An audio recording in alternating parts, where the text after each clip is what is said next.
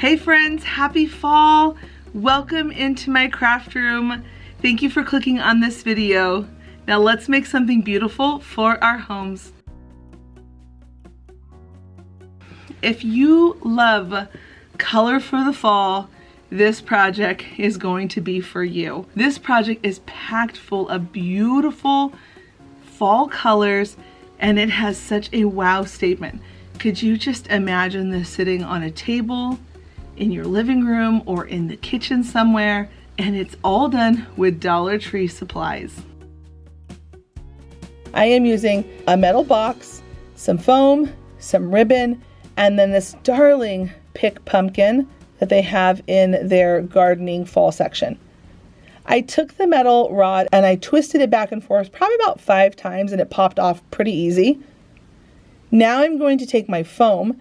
I'm adding on E6000 first because we're going to be gluing to metal and I don't want it to pop off. And then I'm going to also add on some hot glue for the long-term, short-term hold.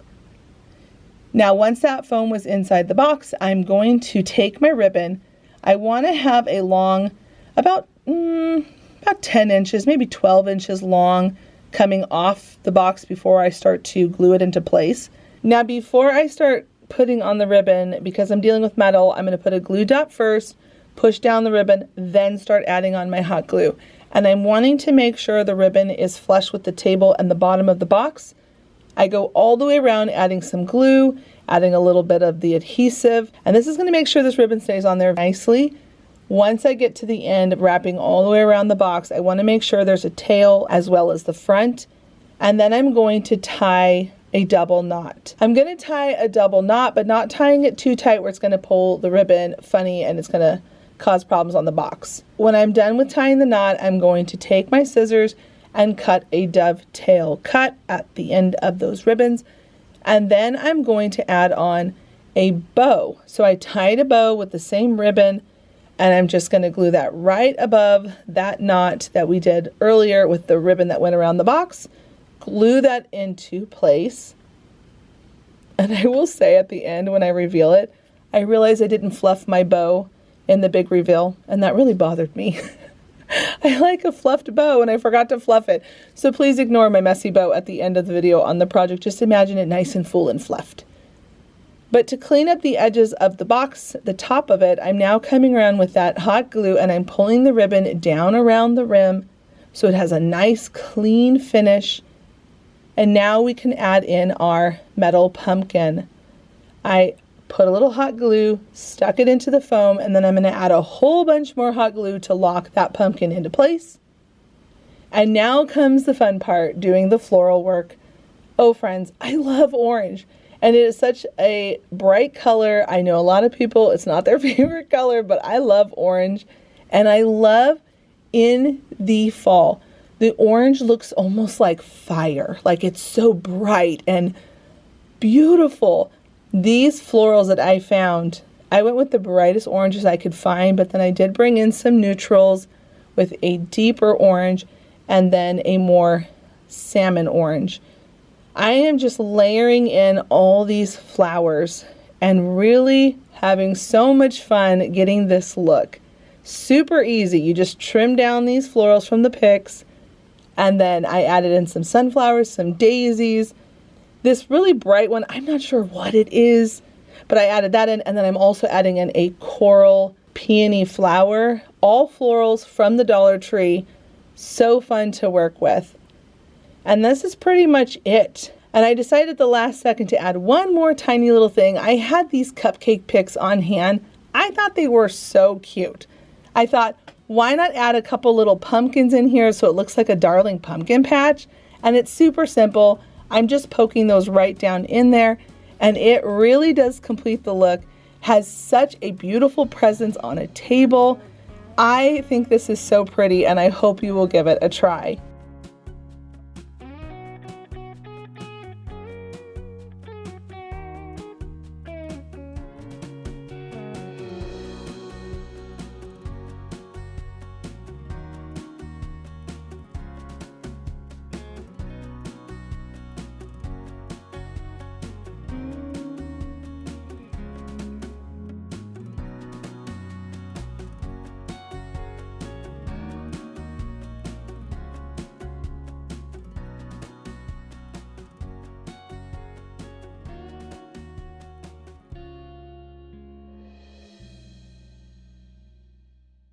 Hey friend, if you haven't yet, please don't forget to click the subscribe button and give this video a thumbs up. And remember, this is Craftober. For the month of October, I am posting Monday through Saturday at 12 p.m. Central Standard Time here on my channel, Heidi Sonville DIY.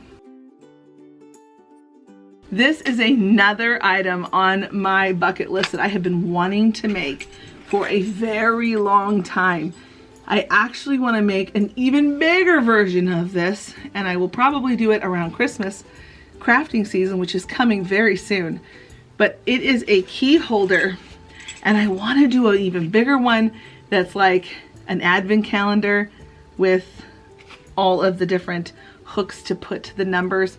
I have so many ideas with this thing, but I made a smaller version to hang up keys, and you can also use this to hang up stockings for the Christmas season. This craft project I consider to be an heirloom project, so it's going to be a little bit more work, a little more advanced, but I promise you it's going to be amazing. I love this project so much. We're using these wood planks from the Dollar Tree, some thicker craft sticks, some of these metal hooks, and some of these metal library label tags. I'm going to link the metal tags. I get them from Amazon, but I promise you friends, this project is such a fun one. Now I lined up 6 of these wood planks all in a row, and I'm going to stabilize them so they stay together with these craft sticks. I'm going to put a whole bunch of them back here so it's nice and supported and it doesn't fall apart. I like to make quality things here on my channel. Once I had all my craft sticks glued in place, I'm now going to flip it over and I'm going to paint it. Now the color I decided to go with was a beautiful forest green color. I'm going to bring in some marbling with dry brushing to really lift the color more. So first is the super dark forest green. I'm going to paint it all the way around, and I even flip it over and paint on the back side around the edges. And I'm also going to paint 6 more of those wood tiles because this is going to be put on the back, so it has a very nice finished back, because again, I'm trying to make an heirloom piece that I'll keep forever and maybe pass down to my kids someday. Now I'm going to paint all around these sides really well, and then once everything is dry, I'm now going to move on to putting on some of the metal, or at least prepping for it. I'm lining up all of my label tags, and I'm going to use my pencil to create little holes that I know I can mark the spots that I need to have the exact punch. This is called the Big Bite. This is the larger version of the Crop-A-Dile. I love this tool. I've had this tool for years. I highly recommend it if you are a big time crafter like I am. The Crop-A-Dile is fantastic for smaller reach, but the Big Bite has an even further reach. This is how you change the settings up at the top for the hole punches to be bigger or smaller depending on the size of the hole you want. You're going to line it up and then push down. Look at how easy it went through the wood. I'll make sure I link this tool down below. You don't have to have it. You can use a drill. You can even try to use the Crop-A-Dile, but the reach is not as far, which is why I'm using the Big Bite. But I highly recommend it. And if you don't have that, you can definitely use a drill. Now I'm going to start doing that marbleizing technique that I talked about. I'm coming back in with a lighter shade of green, and I'm going to dry brush all over it. This is going to give it a very vintage look to it. It reminds me a lot of The Little Princess. They had a lot of emerald green in that movie. Anyway, once that paint was dry, I went ahead and put on the metal tag labels. Using my brads, I'm now going to flip it over and I'm going to open up the brad legs. And I decided to stabilize it some more, so I'm going to add on even more craft sticks because I really want this thing to be sturdy. Now before I put on the back tiles, we need to be able to hang it up. Okay, so hear me out. This is meant to hang up keys, but this could also be used to hang up Christmas stockings. I think this would be such a pretty thing to have in your home for the Christmas season. Now I'm taking some twine. I cut it down to size. I created a little loop so that I would be able to get a screw or a nail or whatever I want to have it hung up with at the top. And now before I put on the next tile, I'm going to glue down those little brads so they don't come loose. And I'm going to add a whole bunch of glue so that way the tiles are really glued together. I made sure I put my twine hook on the other side, and then now I'm going to put down the last tile, gluing the whole thing together. Friends, after making this, I have decided I'm going to make an even bigger version than this, and I want it to be an advent calendar for the Christmas season. So I'm not sure if I'm going to paint it red or if I'm going to paint it white and have red accents. I'm not sure yet. I might do white so I can use it more than just Christmas because I really love doing countdowns in our house. Anyway, I'm now going to do some more of that marble texture work on the back of it, bringing in that lighter green, and I'm just going to keep brushing all over it, all these different strokes. And once it was all dry and I got it to the look that I wanted, I'm now going to sand around the edges to give it that farmhouse vintage look, or even almost a shabby chic look. I'm just going to sand it to my liking, and now I'm going to create my hole marks for my hooks. You don't have to use a drill for this, but I highly recommend it because trying to screw in little hooks is just a killer on your hand. I have a drill in my craft room. It's my drill, and I love this thing. I highly recommend having a drill in your craft room because you can do so many cool things with it. Just remember to go slow and always keep your hands and fingers back. Now I'm going to put a tiny dot of glue, and you see how easy that twists in? So much easier than me just trying to just twist it in without that pre-drill hold. And now at this point, all the hooks are in, all the metal tags are on. I'm now going to cut down some pretty damask paper that's neutral with gray and white. I'm going to cut them down to size, and then I'm going to put some adhesive on the back and slip that down into those metal tags and glue them into place.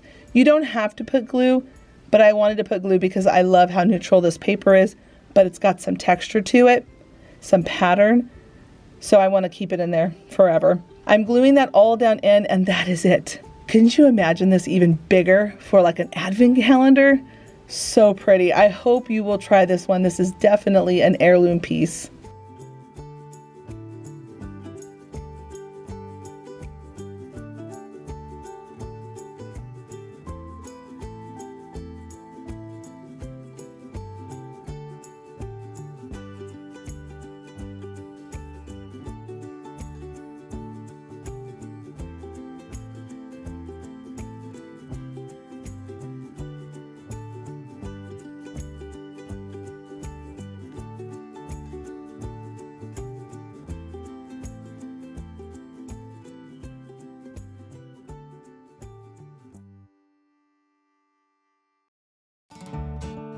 This banner is super quick to make, and the steps are easy to follow. It is for all level of crafters, and just wait and see how I style it at the end over my fireplace. It is such a wow statement piece for just pennies. Not even pennies, just whatever paper scraps you have around your house. This project is so incredibly easy. All crafter levels are welcomed to this one. Now, what I like to do when I get books home from the Dollar Tree, I just take them and dunk them in water, and then I set them outside on a table in my backyard, and I let them air dry, and that's how I get that vintage look to my papers. I'm going to take some paper from a book, 2 pieces of cardstock, and some twine and a Sharpie marker, and we're going to make the most beautiful banner that says fall across it. I'm trimming off around the edges of the text paper from the book, and then I'm going to create a dovetail cut at the bottom. I do not recommend you using a book that's a favorite of yours. This is just a $1.25 book from the Dollar Tree that I'm never going to read. It's kind of funny. My son loves to read the text on these books to see what the book is about. Whenever I make these text crafts with book papers, he cracks me up. He's like, Mom, do you know what they say in this book? They're talking about aliens and you're writing fall on it. Anyway, he always makes me laugh. I'm like, well, you're not supposed to read the text, just look at the word fall. So I guess you could be kind of picky about what it says on each piece of paper. I don't really do that. I just know that I'm going to make a cute banner using the text paper. Let me know, would you be the kind of person who would read the text that is actually on a book piece of paper? I'm curious. Now, I'm using my Sharpie marker and I'm just freehanding this. I'm creating the word fall, F-A-L-L, but you can put whatever you want. You can make it where it says autumn. You can make it where it says harvest. It is so endless, and it's pretty inexpensive to create this thing. All it is really just a book, some scrap things. You probably even have old books at home that you're not even going to use anymore. You're going to donate them. Dunk it in some water and you'll have some beautiful vintage paper. So once I got through all of my letters, and I'm just freehanding them, I'm kind of looking at my phone over to the side at an old English font to kind of help me along as I'm going. After I'm done doing all of the letter work, I'm now going to take those papers, use my adhesive, glue them onto the cardstock to really strengthen the pieces of paper. Once I had all of them glued down, I'm now going to take my scissors and cut them out along the edge where you don't see the cardstock, but you only see the text paper from the book. Cut them all out, and then we're going to move on to bringing it together on the twine. I'm going to use my Craftober, but if you have a hole punch, that works too. Whatever you have on hand to create little holes on the opposite sides at the top of that letter card that we just made. And then this is how I am going to thread them on. So I have a long piece of twine, and I'm going to do a double knot on each whole side of these lettered cards. I'm just going to do one knot, pull it nice and tight, but not too much, it's going to rip through the paper. A double knot, and then I have a long tail to be able to hang it up from the fall side of the banner. I'm going to run the twine along the back side of the card, come out through the front side, just like you can see here. I'm going to pull it tight, not too much again to rip the paper, and then I'm going to tie one knot, and then I'm going to tie the second knot. This is going to keep the banner pieces from sliding all over the place and moving and shifting on you. I just like when banners stay in place and they look how you want them to look, but you don't have to do the double knot. You can just zigzag that twine on in there and it'll hold them too. You can even put a little piece of tape like on the back of it to keep the twine from letting the card move around. You can do that too and skip the knots. It's whatever is easiest for you. But you can see here I'm now tying on the A, and I'm having some spacing in there because I want it to not be too close. You could also rip some fabric strips and hang that or like tie that in between each letter card. That could be really pretty too. If you have some fabric on hand, you want to dress up the fall banner even more. It's whatever you want to do with your banner, and you just have fun being creative in your craft room. It's what I always like to encourage. You take the ideas that I'm sharing and then run with them for your own home and decorate with them however you want, at the colors you want, at the texture you want, at the distressing that you want, whatever it is. Now you can see here that I'm done tying all of the knots and it's all come together, and I'm just going to do some distressing with my black ink pad. I'm just going to go all along the edges to really define those papers. And I realized that if I go very, very gentle, grazing over the top of the papers, I can bring in some ink onto the texture of that paper having been wet. I think it's so pretty adding in that extra paper, that extra texture of the ink. I'm very gently just grazing over the top, and it's picking up all of those imperfections of the paper being wet in the past.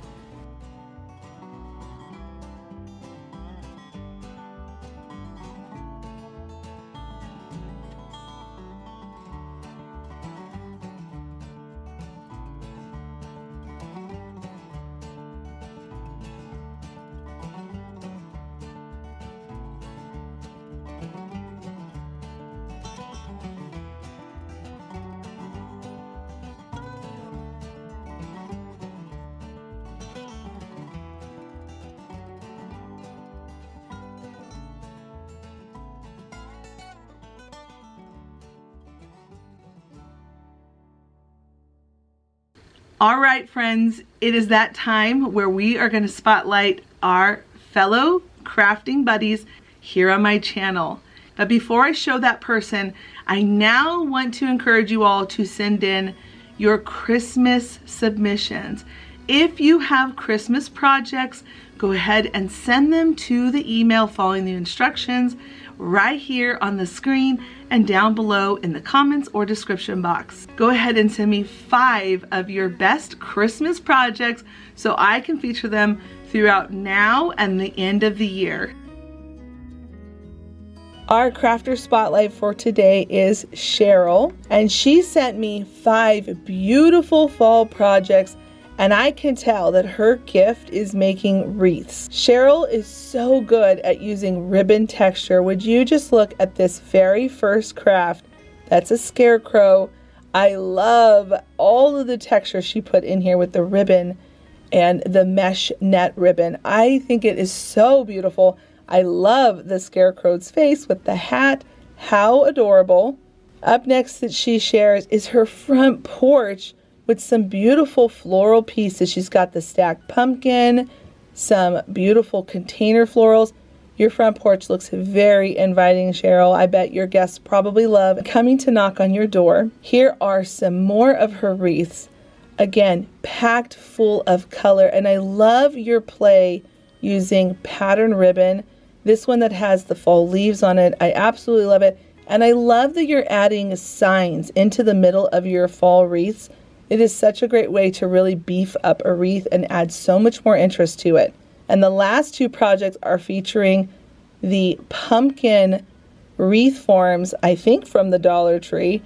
Look at how beautiful this first one is with the yarn. She's got all of this texture on there, and I love the spacing that she did where she wrapped together 2 of those stems on the wreath form and then has those whole pieces in between with the big bow on top. And then the last one, you can see that she added on all the ribbon onto it so it completely creates the pumpkin shape, adding on another beautiful bow at the top. Cheryl, you definitely have a gift in making wreaths. Thank you so much for submitting these beautiful wreaths and your front porch decor to us today. It was such a treat being able to see into your craft space. What an exciting day it was to have you come along and craft with me and share these projects and ideas. I want to thank you all for being here.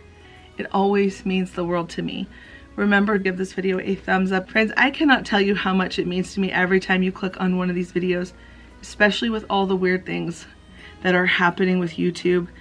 And if you missed that video at the beginning of this month, I will make sure I link it here at the end so you can check it out. But don't forget to check out the Craftober playlist where there are tons of projects that you are going to have so much fun catching up on. I will make sure that I link that down below in the comments, in the description box.